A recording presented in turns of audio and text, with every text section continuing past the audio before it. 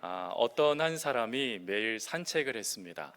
그리고 산책을 하면 그 옆으로 흐르고 있는 강가에서 돌 하나를 집어 그리고 그 강가를 향하여 물수제비를 던지듯이 그 강을 향하여 돌을 던졌습니다. 매일매일마다 그러한 행동을 하는 그 모습을 유심히 바라봤던 한 행인이 이 사람을 향하여 이렇게 질문을 했습니다. 아니, 당신은 왜 매일 아침마다 돌 하나에서 두세 개씩 들어 물로 던지는 것입니까? 라고 말이죠. 그러자 이분은 가만히 눈을 감고 생각을 하다가 이렇게 대답을 했습니다. 저는 매일 아침마다 내 부정적인 것을 던져버리고 일과를 맞이하고 싶기 때문입니다. 라고 말이죠. 그러면서 연이어서 이렇게 얘기했답니다. 내가 돌 하나를 던지면서 저는 속으로 외칩니다. 하나님, 내 교만을 물속으로 던집니다. 또 돌을 들어 그 물속을 향하여 던지며 제 속에서 외칩니다. 하나님, 내 무능을 던져 버립니다. 하나님, 내 음란도 물속에 쳐 넣습니다.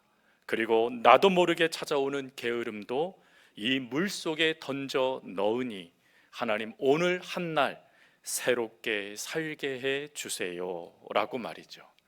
여러분, 이 고백, 이 음성, 이 모습이 오늘 이 땅을 살아가고 있는 우리 그리스도인들의 모습인 줄 믿습니다.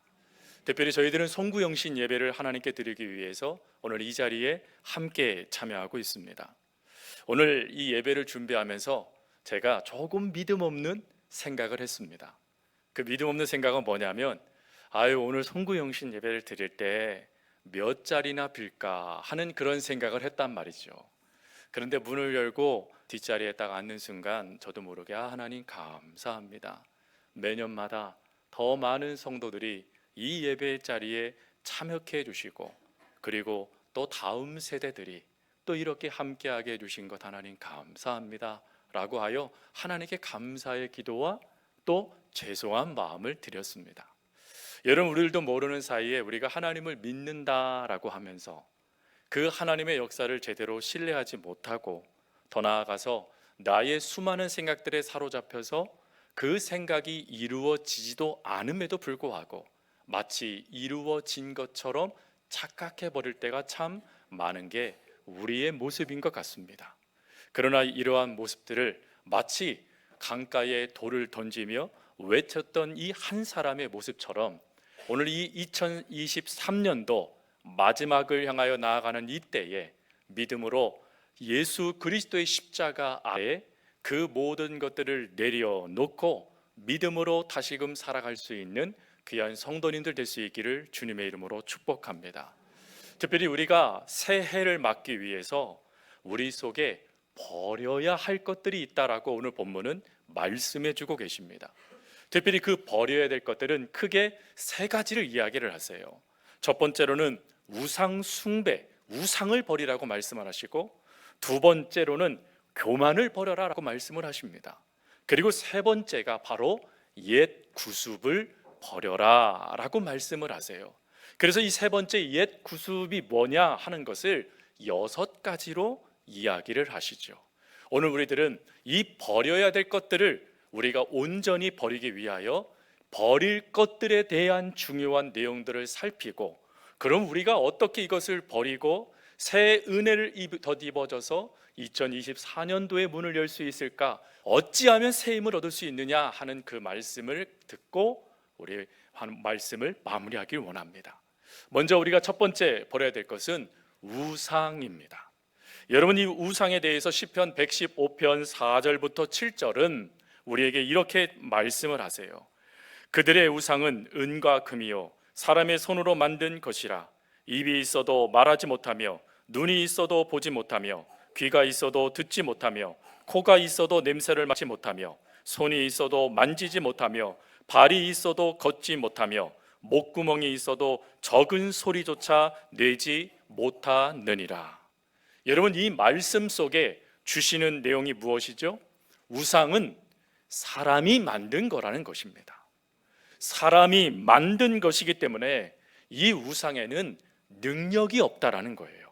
근데 문제는 뭐냐면 사람이 만들다 보니까 사람이 거기에 의미 부여를 한다라는 것입니다. 의미 부여를 해서 마치 이 우상이 용한 것처럼, 마치 이 우상이 능력이 있는 것처럼 여겨버리도록 만들어버린다라는 것입니다. 여러분, 이 역사에 누가 힘을 더할까요? 바로 미혹의 영인 사단이 그 자리에 힘을 더해버립니다. 그래서 실제로 용한 것 같고 실제로 능력이 있는 것처럼 여겨버리는 것이 바로 이 우상의 모습이죠.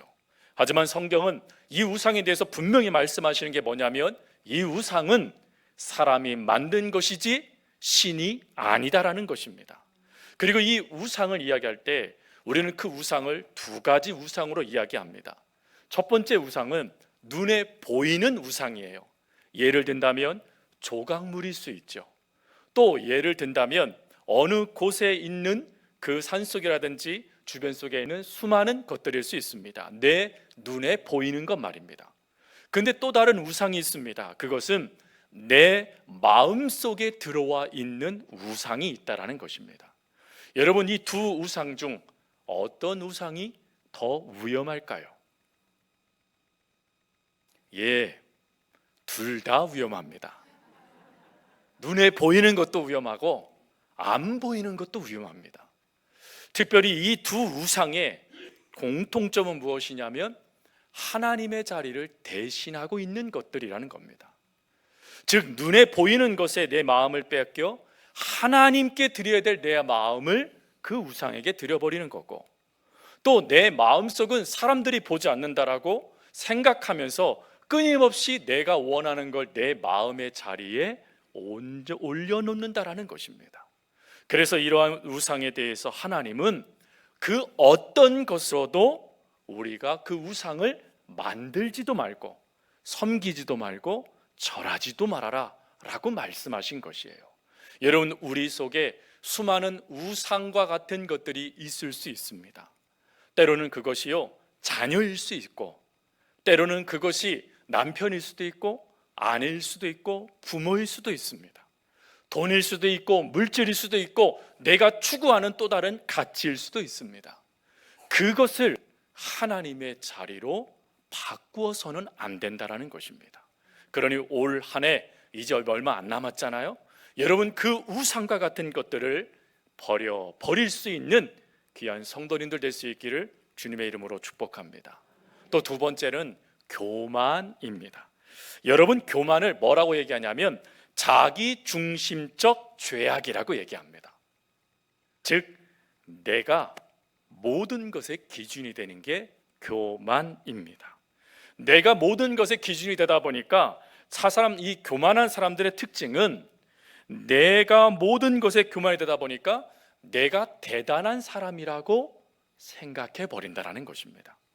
즉 내가 대단하니까 나를 절대화하여져서 나보다 다른 사람들이 못하다 여겨버려 그 사람들을 무시하고 때로는 비난하고 때로는 조롱하는 모습들이 나타나는 게 바로 이 교만의 모습이라는 거예요. 여러분, 이 교만의 모습을 조금 더 구체화한 윤리학자가 있습니다. 그분이 라인홀드 리버라는 윤리학자입니다. 여러분, 이분은 교만을 네 가지로 이야기를 했어요. 첫 번째 교만은 권력적 교만이랍니다. 이 권력적 교만이라는 것은 무엇을 말하는 것이냐면 낮아질 때는 그렇게 겸손하다는 거예요. 근데 높아지면 입 싹 닫고 다른 사람 위에 더 높아지고자 하는 모습이 나타난다는 것입니다. 왜 그렇죠? 내가 인정받아야 되거든요. 내가 칭찬받아야 돼요. 그게 권력의 교만이라는 겁니다. 또 두 번째 교만이 있는데 그 교만은 지적 교만이에요. 여러분, 저희들이 성경 공부를 왜 배울까요? 왜 하나님의 말씀을 배우죠?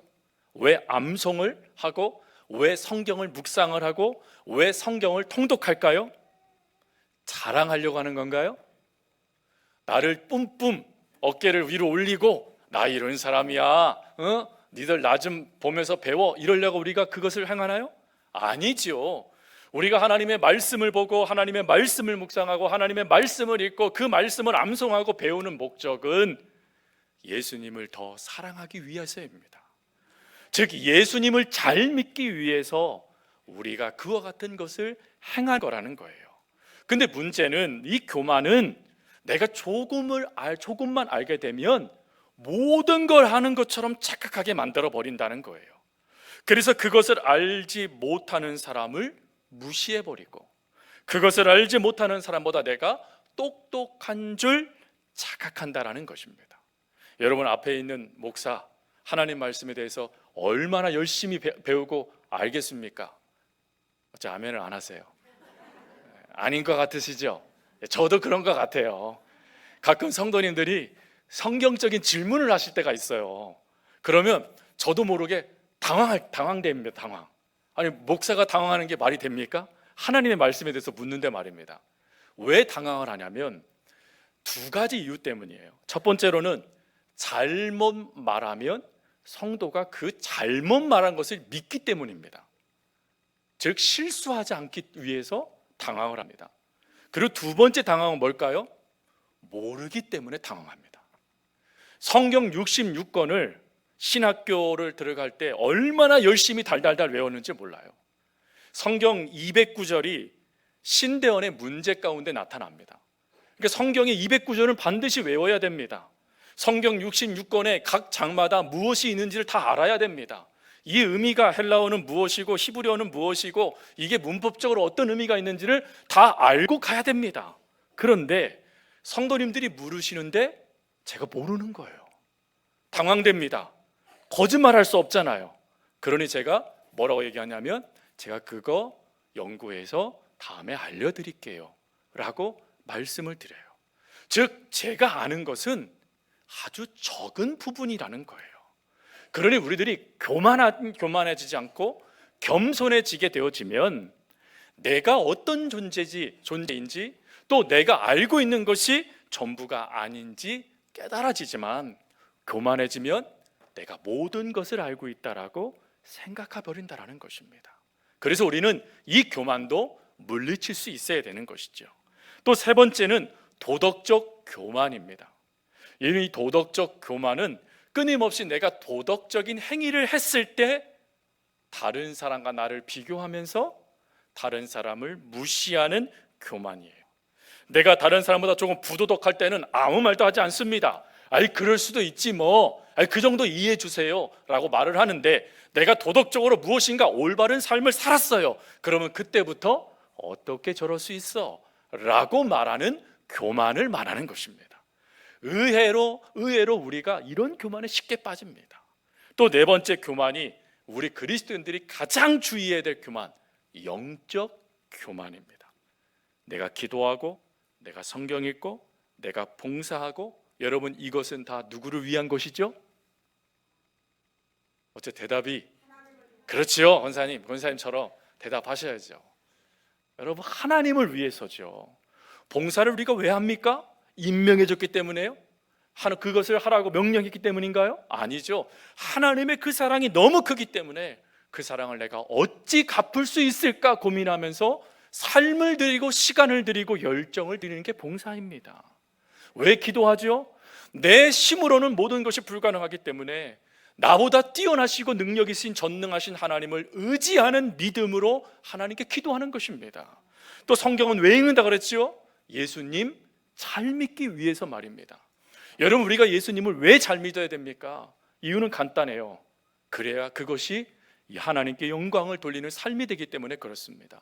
예전에 읽었던 책에서 그런 이야기를 들었어요. 한 마부가 예수님을 믿었습니다. 그래서 신실하게 그 예수님을 믿는 이 마부가 최선을 다해서 주인을 섬겼습니다. 어느 날 주인이 정말 자신의 모든 걸 다하여 자신을 섬기는 그 마부를 보면서 이렇게 물었답니다. 여보게, 당신은 예수를 믿고 있나? 그래서 마부가 이렇게 대답했대요. 예, 저는 예수님을 믿고 있습니다. 그래서 예수님을 믿기 때문에 지금 나한테 이렇게 하는 것인가? 그러니까 이 마부가 이렇게 대답했대요. 아닙니다. 아니 그러면 어떻게 나에게 이렇게 최선을 다해 나를 섬길 수 있는가? 그랬더니 그 마부가 이렇게 얘기했답니다. 예수님을 잘 믿기 위함입니다. 이 무슨 말이죠?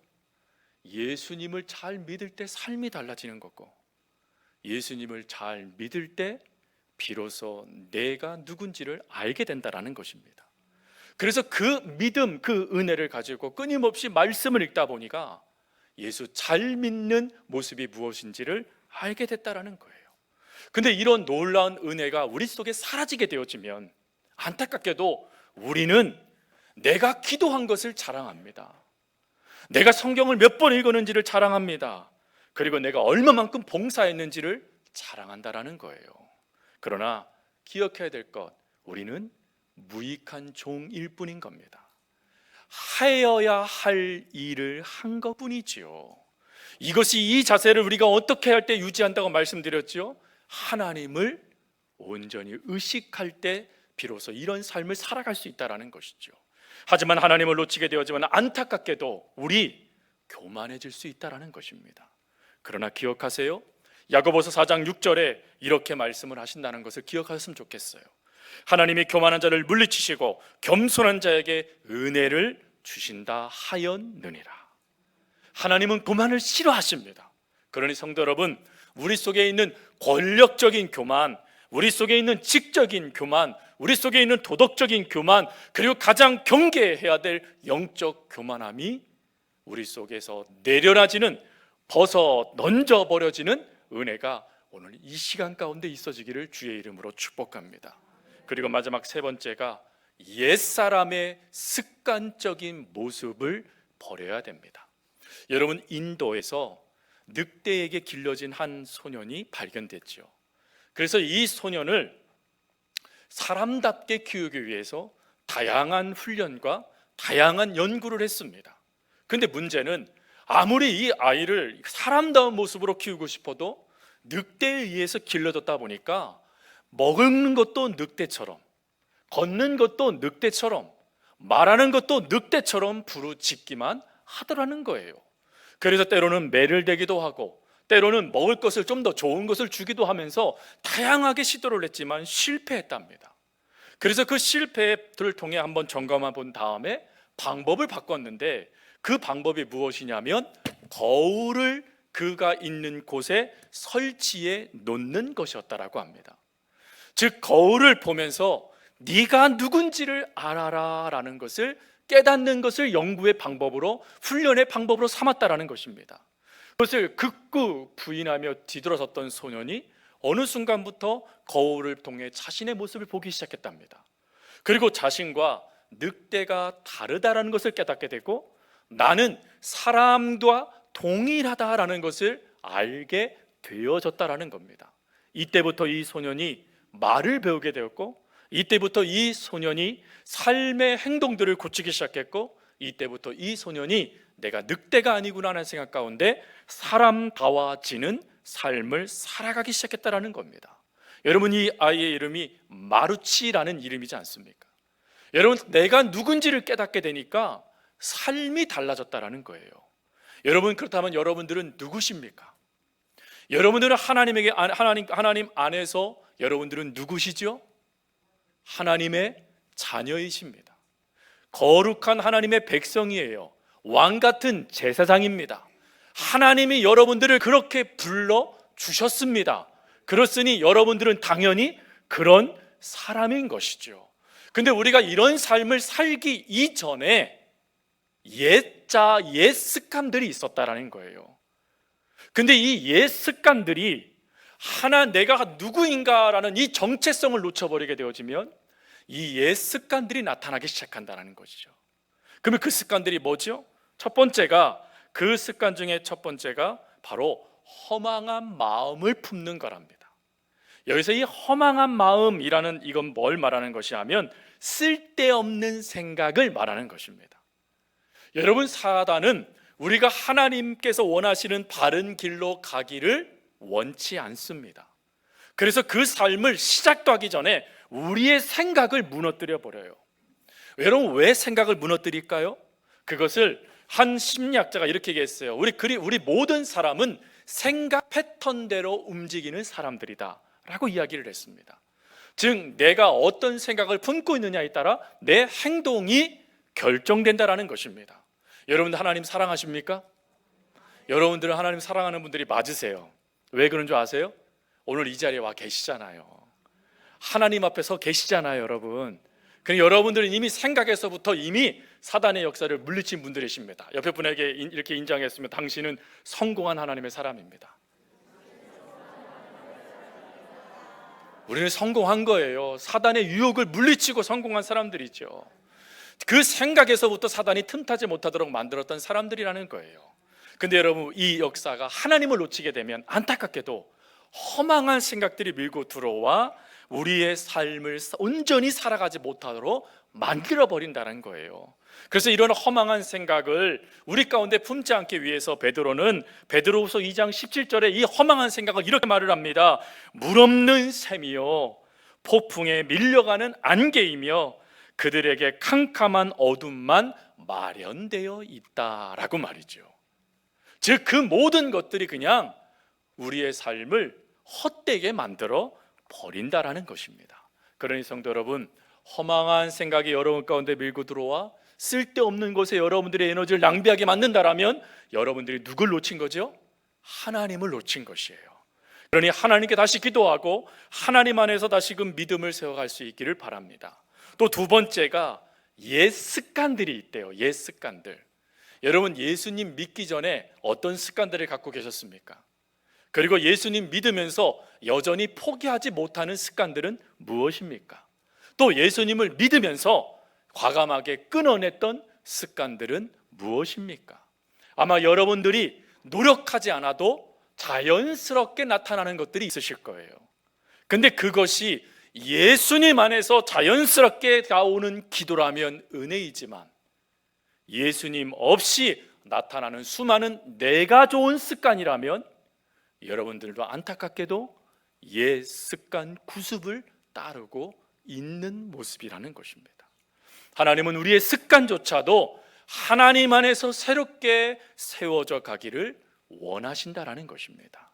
그리고 세 번째는 거짓말이에요. 거짓말. 여러분, 거짓말이 나쁜 말입니까? 좋은 말입니까? 목사님 이거 왜 물으세요? 여러분, 지금 이 시간은 원래는 취침 시간이시잖아요. 그러니까 우리가 하나님 앞에 나오지만 내 육신이 약해요. 그래서 제가 질문 드리는 거예요. 알지만 여러분, 우리는 거짓말을 할 때 좋은 거짓말, 나쁜 거짓말이라고 말하지만 둘 다 거짓말인 거죠. 물론 좋은 의도로 그분을 위해서 거짓말할 때도 있고 아니면 나쁜 의도를 가지고 그 사람을 속이려고 거짓말할 때도 있습니다. 거짓말의 그 모습을 가지고 저울에 달았을 때 어떤 거짓말이 더 무겁고 가벼운가? 그건 잘 모르겠습니다. 근데 한 가지 알 수 있는 것은 이 거짓말을 사실은 누가 이 거짓말을 역사하느냐를 우리가 기억하셔야 됩니다. 이 거짓말을 역사하는 영은 바로 마귀 사탄입니다. 여러분, 에덴 동산에서 아담과 하와가 무너지게 된 결정적인 것은 바로 사단의 거짓말이었습니다. 그 거짓말을 그대로 믿어버리게 되어지니까 강력한 그 거짓말의 능력에 원죄, 죄가 우리에게 유산처럼 물려와지는 역사가 이루어진 것이죠. 그래서 우리는 이런 거짓말의 모습들이 우리 속에 나타나지 않도록 하나님, 내 입에 정직한 영을 부어주세요 기도하면서 늘 훈련해 나아가야 됩니다. 하나님의 은혜 안에 날마다 사워가야 됩니다. 그래야 우리 거짓에 사로잡히지 않고 진리에 사로잡힌 삶을 살아갈 수 있다라는 것이죠. 그리고 네 번째가 분내는 거예요. 분내는 거. 분이요, 분. 여러분, 제 어렸을 때, 제가 젊었을 때 별명이 뭐였을 것 같으십니까? 맞히시면 제가 저녁을 사드리겠습니다.